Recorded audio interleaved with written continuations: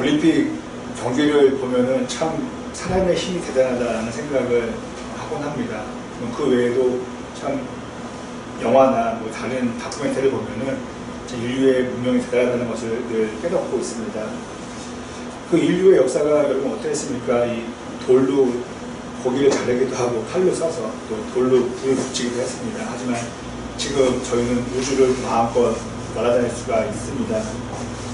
그래서 어떤 사람들은, 제 의견이 아닌 어떤 사람들은, 하나님 안 믿는 사람들은 과거에 외계인들이 와서 신기한 기술 문명을 저희들에게 전해주어서 여기까지 왔다고 그렇게 생각하는 사람들도 있습니다.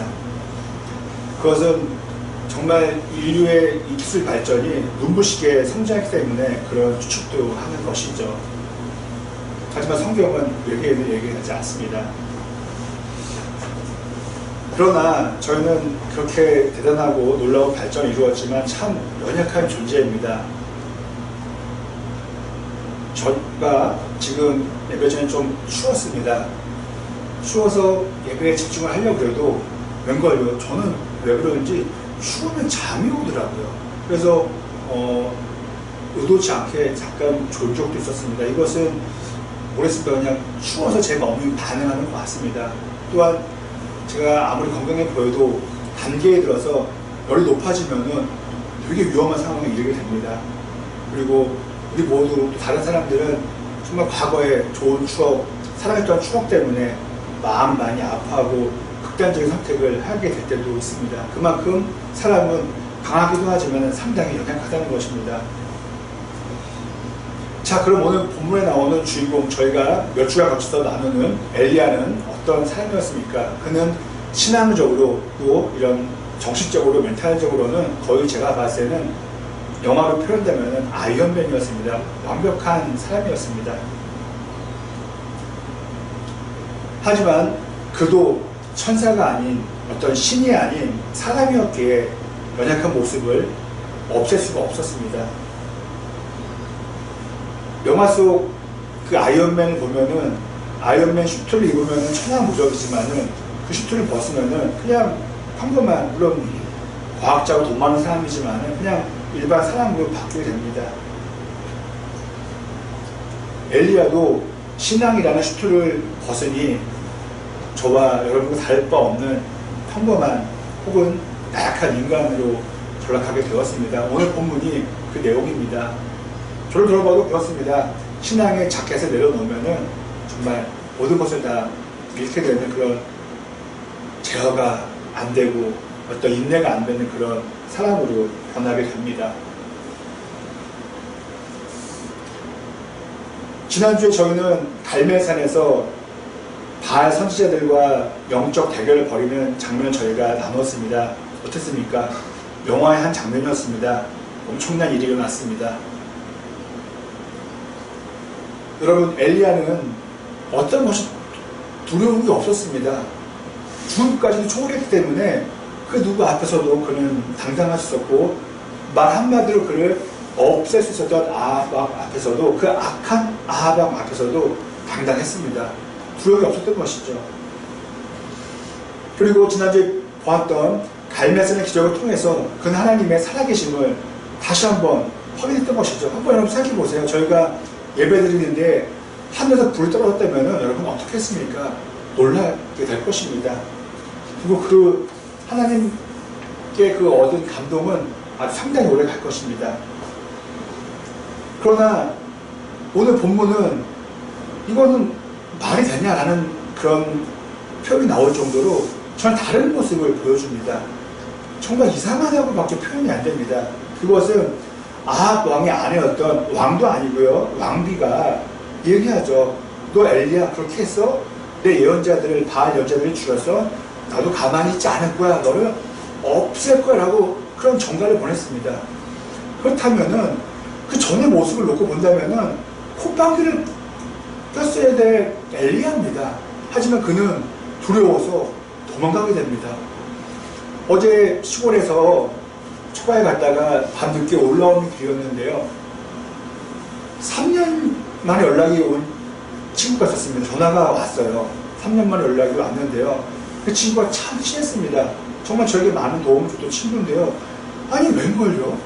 갑자기 연락이 안 되는 거야. 그러니까 그 친구가요, 저를 멀리 하는 거예요. 그 친구가 만났던 시간이 그렇게, 제가 한국에 없을 때 뭐 싸울 게 없었잖아요. 한국에 와서 다시 만나려고 했는데 저를 멀리 하더라고요. 한번 다시 만나면 묻고 싶어요. 왜 날 멀리 했냐고. 그런데 3년 만에 다시 연락이 왔습니다. 저는 오늘 말씀 준비하면서 그 친구의 전화가 연결됐어요. 뭐냐 하면 너무 이상한 거예요. 근데 저만 봐도 그래요. 저도 갑자기 누군가를 멀리 할 때도 있고, 갑자기 행동을 다르게 할 때도 있고. 그러니까 엘리야만 보더라도 다른 누군가의 행동이 이상하다고 했을 때 저희는 너무 놀랄 필요가 없는 것이죠. 바로, 아니 그렇게 중고등학교 때 열심히 있다가 왜 신앙을 내려놓니? 왜 대학교 때 학교, 교회 학교, 청년회, 회장까지 했다가 왜 교회 떠났니? 우리가 놀랄 수 있지만은 그들에게도 이해할 수 없는 사정이 있을 수 있다는 것이죠. 엘리야를 본다면요. 그럼 저는 이럴 것 같습니다. 앞으로는 저도 마음이 안타깝고 그러지만은 왜 떠났어라고 하지만은, 그래, 엘리야를 무너졌지, 너도 무너졌지, 내가 널 위해서 기도할게, 이런 게 우리에게 필요하지 않을까 합니다. 너는 떠났어, 너는 잘못됐어라고 우리가 지적하기보다는 말입니다. 그래서 엘리야는 도망갔습니다. 도망가서 홀로 남게 됩니다. 그리고 그는 하나님께 죽고 싶다고 이야기합니다. 하나님, 저 더 이상 살고 싶지 않아요. 여러분, 하나님께서 보시기에 얼마나 답답했을까요? 제가 봐도 정말 실망스럽단 말이죠. 그런데 하나님은 그에게 화를 내시지 않으셨어요. 엘리야야, 너 이것밖에 안 되니? 너 갈면서 한 사람은 뭐였니? 너 다른 이중인이니? 이렇게 뭐라 하지 않으셨어요. 어떤 꾸지람과 어떤 질책을 단 한마디도 하지 않으셨어요. 성경을 읽어보면은 전적으로 그를 이해해 주셨습니다. 그리고 엘리야에게 천사를 보내주셨어요. 2번을 보내주셔서 그에게 뭘 주셨습니까? 그에게 빵과 따뜻하게 구운 빵과 물 한 병을 주셨습니다. 2차례 주셨습니다. 그리고 엘리야는 그것을 먹고 또 잠에 들었습니다. 여기서 우리가 알 수 있는 것은 그 쉼이 얼마나 귀하다는 것을 저희는 알게 됩니다. 여러분, 성경과 기도는 언제나 답입니다. 정답입니다. 그런데요, 우리의 생각대로 하면 하나님 뭐라고 말씀하셨겠습니까? 엘리야, 너 그것밖에 안 돼? 철야 기도해, 금식 기도해, 너 지금부터 말씀 100장 읽어, 이렇게 말씀 안 하셨어요. 그에게 기도도 말씀 안 하시고요, 말씀도 말씀 안 하시고 빵과 물을 주셨다는 것이죠. 그리고 그냥 잡에 내비두셨어요.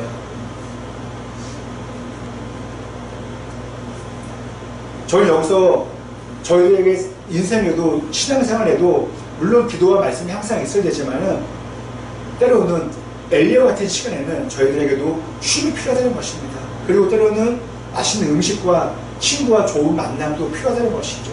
이건 좀 쉴 수 있는 시간이, 장소가 필요하다는 것입니다. 이제 엘리야는 어느 정도 몸과 마음을 추스리게 되었습니다. 그리고 그는 일어나게 되어서 하나님의 산인 호렙산으로 가게 되었습니다. 다른 말로 호렙산은 신의 산이라고도 부릅니다. 그 산으로 가서 하나님을 만나게 됩니다. 하나님은 먼저 그를 부르셔서 그는 그로 가게 되었습니다. 여러분, 일반적으로 부름은 어떤 목적을 두고 있습니까? 콜링의 목적은 무엇입니까? 지나간 사람한테 야, 아니 친구한테 뭐 저기요, 아니 친구한테 야라고 부르는 게 일로 와봐, 좀 만나자라고 우리는 부르고 있습니다. 그러니까 부름의 목적은 만남입니다. 지금 하나님께서는 엘리야를 부르신 것은 만나자고, 저희를 오늘 이 예배 장소로, 교회당으로 부르신 것은 그 목사의 어떤 뭐 짧은 설교 듣고 가라는 말씀이 아니라 저희가 드리는 예배 가운데 하나님 만나고 가라고 저희를 부르신 것이죠. 여러분, 이 만남은 참 중요합니다. 이번 올림픽 경기 때 북한에서 정치인이 왔습니다. 그리고 해외에서 정치인이 왔습니다. 여러분, 전화도 할 수 있어요. 편지도 할 수 있고요. 아니면 요즘에는 화상통화도 할 수 있습니다. 하지만은 이 만남보다는 더 할 수가 없는 것이죠. 제가 봤을 때는요, 만남을 대체할 수 있는 것은 없습니다. 만남밖에 없습니다. 그러므로 저는 늘 예배 올 때 마음속에 품는 게 있습니다. 앞서 말씀드린 것처럼 하나님 제가 교회 오는데 하나님 먼저 설교를 전하는 것도 있지만 하나님 저부터 하나님 만나고 돌아가게 해주세요. 성도들과 좋은 만남 되게 해주세요라고 저희는 기도하고 갑니다. 마찬가지 제가 자주 말씀드린 것처럼 교회의 목적은 먼저 하나님 만나는 것이고 성도들을 만나는 것입니다. 하나님께서는 분명히 할 수만 있으시다면은 천사를 통해서 엘리야에게 말씀을 전할 수 있었을 거예요. 하지만은 천사에게는 빵과 물만 주시고 직접 만나시기를 원했습니다. 그렇다면은 이렇게 해석할 수 있어요. 성도분들께서 어떤 목사의 설교나 목사의 권면도 뭐 좋은 이야기도 있겠지만은 하나님은 직접 만나는 거죠. 기도 가운데, 말씀 가운데. 여러분 어떻습니까? 저는요 지금 목사로 살고 있고 오랜 생활, 신앙생활 했지만은 깊은 깨달음, 깊은 회개, 깊은 감사는요 정말 훌륭한 부흥사님의 설교보다 훌륭한 목사님 설교들보다 다 좋지만은 개인적인 만남이었어요. 기도 가운데 아니면 묵상 가운데 말씀 가운데요. 여러분들도 동일하다고 생각합니다.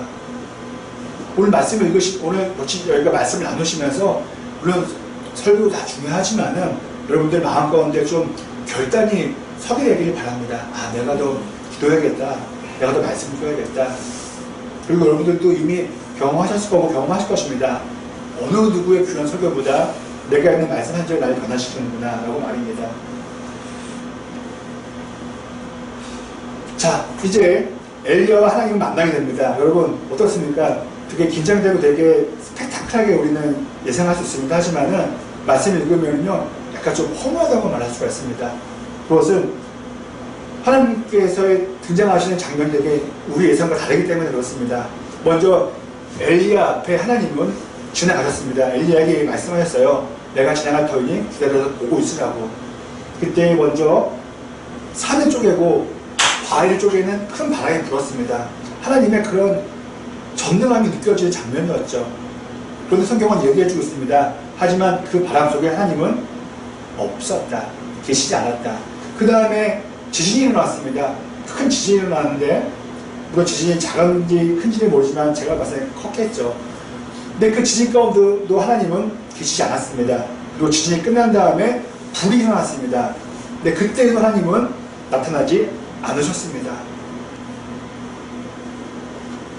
그 바람과 지진과 불이 다 끝난 다음에 박수가 치고 이런 침묵이 있는 가운데 고요한 가운데 하나님은 찾아와 주셨습니다. 그리고 오늘 본문 12절 보면 이렇게 나와 있습니다. 제가 한번 읽어드릴까요? 그 불이 난 뒤에 부드럽고 조용한 소리가 들렸다. 사랑하는 성도 여러분, 정말 제가 잘 쓰지 않는 표현이에요. 너무 상투적으로 변할까봐 잘 쓰지 않는 표현인데, 여러분 정말 사랑하는 성도 여러분, 저 여러분들이 정말 필요한 것은요 이 부드럽고 조용한 이 소리를 듣는 것입니다. 하나님께로부터 말입니다. 목사가 떼어놓고요. 야, 얘야, 너 지금 뭐하니? 너 정말 나 사랑하니? 내가 도와줄게, 염려하지 마. 이런 조용한 소리 있지 않습니까? 이것을 무엇과 비교하고 어느 것과 견줄 수 있겠습니까?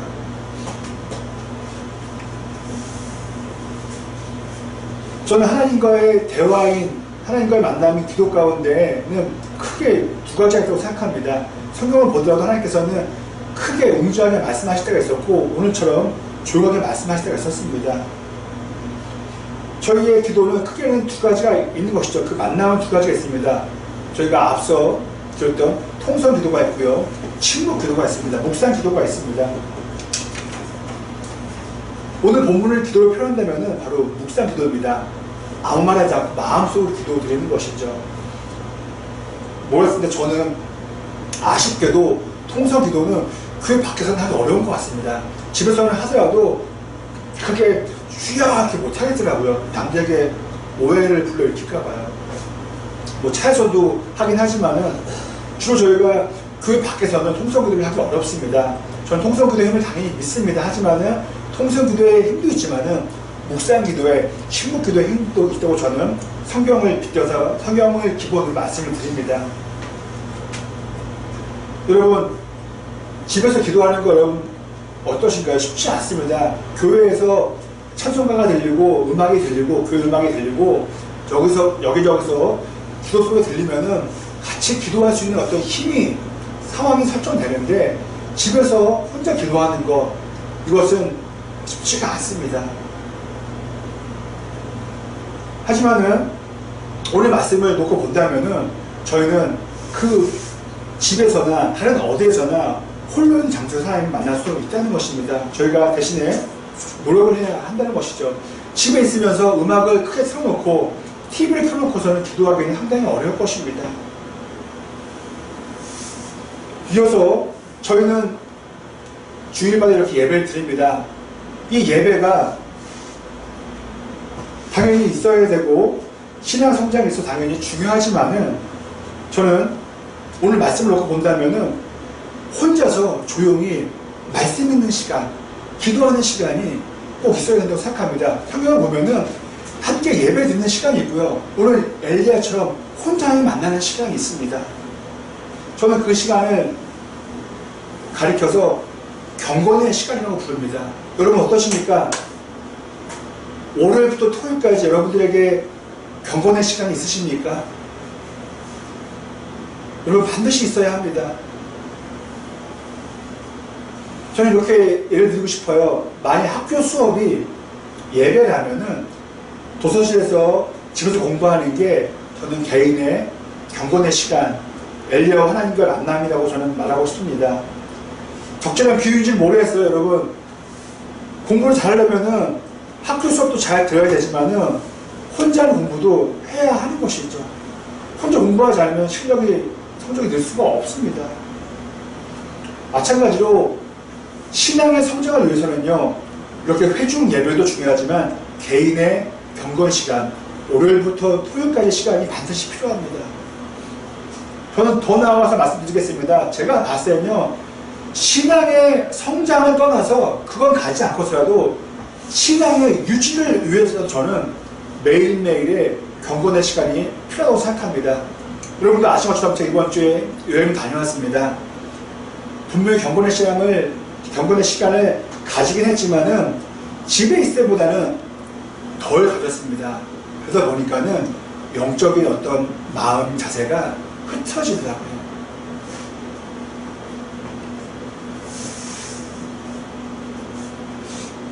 엘리야처럼 저와 여러분들도 갑작스럽게 생각과 어떤 신앙과 의지가 무너져 내릴 때가 있습니다. 그때 오늘 말씀을 기억하면서 저희가 먼저 쉼을 가졌으면 합니다. 전 성도분들과 대화 나누다가 이런저런 이야기 나눕니다. 그때 제가 가장 먼저 전해드린 것 중에 하나는 성도님 기도하세요. 말씀을 읽으세요. 이것도 드릴 때가 있지만은 오늘 말씀을 놓고 말씀드립니다. 말씀을 바탕으로 말씀드립니다. 성경은 바탕으로요. 쉼 필요하십니다. 잘 먹고요. 잠도 잘 자시고요. 주무시고요. 그리고 좀 편안한 시간도 보내셔야 한다는 것이죠. 이것은 인간적인 것이 아니라 극히 성경적인 내용입니다. 그리고 여러분, 우리에게 가장 중요한 것이 무엇입니까? 영혼입니다.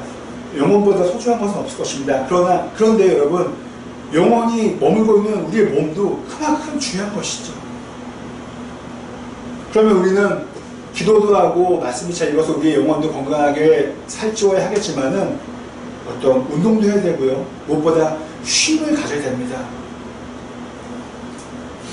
지금 현대사회에서는 바쁘게 사는 생활에서 이런 시간에서는 쉼이 되게 사치로 여길 수가 있어요. 하지만 아니에요. 여러분, 하나님도 이 땅을 창조하시면서 하루를 쉬었잖아요.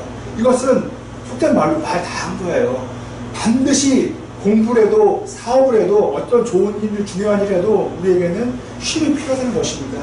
그리고 우리가 신앙의 슬럼프에 빠졌을 때에는, 신앙의 위기 가운데 빠졌을 때에는 더더욱 쉼이 필요하다는 것이죠.